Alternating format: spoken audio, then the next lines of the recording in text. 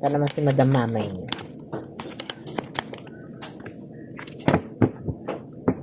Kung ikaw to, no, na parang nabigla, no? Nabigla ka dun sa, sa pagkikita ninyo, ha, ng past person mo. Ba't nagparamdam ulit ang past person mo? Anong kailangan niya? Mabuti ba o masama ang intention niya? Ikaw to, no, na parang nagtataka hanggang ngayon, no?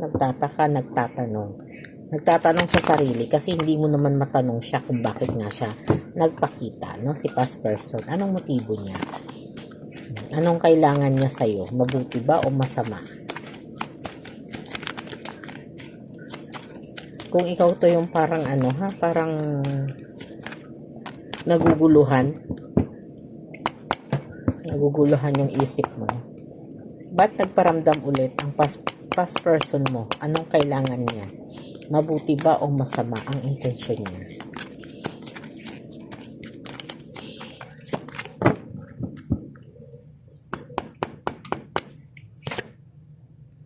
Death. Page of Swords. The Empress. At Page of Cups. Seven of Wands. At Nine of Swords. No, dito parang ipinapakita dito, no, na parang ikaw yung una, no, na parang ayaw mo na rin siyang makita. Ayaw mo na siyang makasama, no? Dahil nung magkasama kayo, no, parang may mga itinago siya sa iyo. No, may mga itinago siya at dahil dun sa mga itinago niya, no, madalas kayong nagkakaroon ng problema. No, madalas kang nasasaktan, madalas kang nalilito, no? Yung emosyon mo halo na. No, ando na yung galit, ando na yung sama ng loob, ando na yung pagtatampo, no, na mas madalas. No, pag tinatanong mo pa siya, nagagalit siya sa iyo, no? Sinisigawan ka pa niya. No, at dahil doon, no, parang yung distraction sa isip mo, hindi magkaroon ng kalinawan, no? Bakit ganun? Bakit iyon yung emosyon na nararamdaman mo sa kanya, no? At dahil po doon, no, nagkaroon ka ng lakas ng loob na ialis ang sarili mo doon sa connection yung dalawa, no? Ikaw yung umalis mismo, no? Tama po ba ikaw yung umalis? Kung ikaw yung umalis, ito po yung reading nyo, ha? At sabi ng Page of Swords, no? Sabi daw po dito, namimiss ka niya, no? Sobra siyang parang hindi nakatulog o nag-aalala sa iyo ng ilang linggo, ilang araw, no, na hindi ka niya nakikita. Talagang hindi ka daw mawala sa isip niya, no? Andoon yung niya sa iyo, no? Pananabik, no, doon sa sitwasyon na yon. At gusto niya ibalik yung good communication ninyo, no, na magkaroon kayo ulit ng kayo, no? Sabi mo nga dito parang hindi ka naging masaya doon, ha? Kasi mas madalas yung miscommunication ninyo, misunderstanding ninyo na nauuwi po sa pag-aaway, no? Pag-aaway, kalungkutan, no? Syempre pag dumating na kayo sa pag-aaway, nagtatalo na kayo, no? At marami nang nasasabi, marami nang lumalabas sa mga bibig, no, na mga salitang hindi na naaayon at hindi na angkop para doon sa usapin na yun, ano? At sinasabi, ito po yung emosyon mo, no, na talagang nakaranas ka ng sobrang kapaguran, na pakiramdam mo hindi ka na makakalaya doon sa sitwasyon na yun, no, na paulit-ulit na lang na nangyayari. At dumating din sa panahon na talaga gusto mo nang baliwalain na lang siya, no? Baliwalain. At yun yung mga bagay na parang hindi ka na recognize, no? Parang hindi ka binigyan ng pagpapahalaga nung panahon na yun. Kaya napagod ka na, no?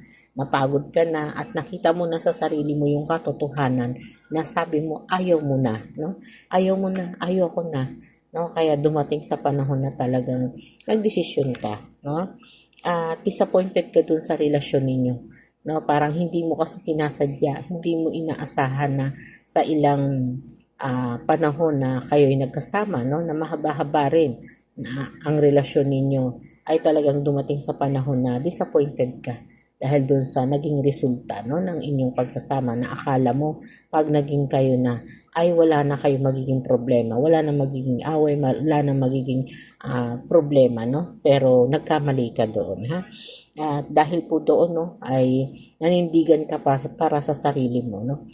At pinilit mong edepensa yung peace of mind mo, no? Dahil doon, mas pinili mong mag-walk away, mas pinili mong labanan yung mga nararamdaman mo, no, na emosyon, na galit, tampo, at parang pagwawalang bahala sa iyo na uuwi siya, hindi siya uuwi, aalis siya, hindi siya magpaparamdam sa iyo, no? Kaya marami kang natutunan, no?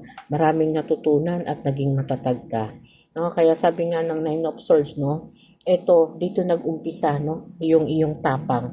No? Kaya na-overcome mo lahat, no? Parang sabi mo nga sa sarili mo na ito na yung simula, no? Aalisin ko na yung stress sa buhay ko, no? Kaya nagdesisyon kang umalis, no? Pero ba't nga ba nagparamdam ulit ang past person mo sa'yo? Anong kailangan niya, no? Kaya po siya nagparamdam sa'yo, ha? At bigla siyang nagpakita, no? Kaya po siya nagparamdam at bigla po siyang nagpakita, no? Kasi gusto niya po, no, na bumalik kayo sa dati, no? Sa dati, parang napaglinaw po yung isip niya nung panahon na nawala ka, no? Ang intensyon niya po sa'yo, no, ay balikan ka. Ang intensyon niya po, bigyan kayo ng second chance na dalawa, no? At yun yung gusto niya pong makita, no? At maintindihan mo na iyon po yung mga pagsubok. Pero ramdam mo po, no, na siya po ay nagsisinungaling at hindi po siya nagsasabi ng totoo. No, kaya sabi mo nga, no, ramdam mo pa rin. No, ramdam mo pa rin yung parang walang direksyon, walang katotohanan.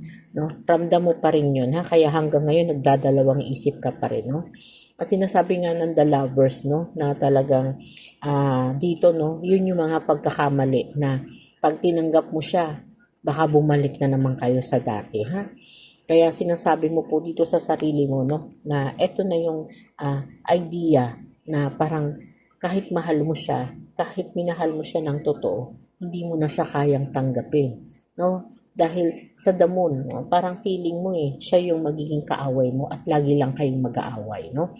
At base po dito sa card natin, no, na nakuha, ang motibo niya po sa iyo ay bumalik po, no? Pero ayon nga po sa iyong emosyon, no, na parang tumutumpak po, no, sa iyong kalkulasyon, no, na siya po ay talagang magbibigay lang din ng sakit ng ulo, no? Kaya parang yung intensyon niya, mabuti naman kasi mahal ka niya. Pero hindi ka magiging malaya. Hindi ka magkakaroon ng peace of mind na dati nakapag-move on ka na nakilala mo na yung sarili mo, no? Pero pag bumalik pa siya sa buhay mo, babalik ka ulit sa dating simula na magiging magulo, magiging sitwasyon na lagi siyang magsisinungaling, lagi niyang ibabato sa'yo yung mga pagkakamali na yun, ha? Kaya pag-isipan mong mabuti kung tatanggapin mo pa siya o hindi na, ha? Kasi dito, base dito, ha? Yung motibo niya, hindi po makakatulong sa'yo, no? Dahil madali ka nang ma-stress, madali ka nang magkaroon ng tension, no? Parang may trauma ka na dito sa relasyon na to, no? Kaya pag-isipang mabuti, no? Ngayon, ikaw na lang po ang magdesisyon kung ano yung mga bagay o gagawin mo dito sa relasyon niyo, ha? Okay po, marami pong salamat.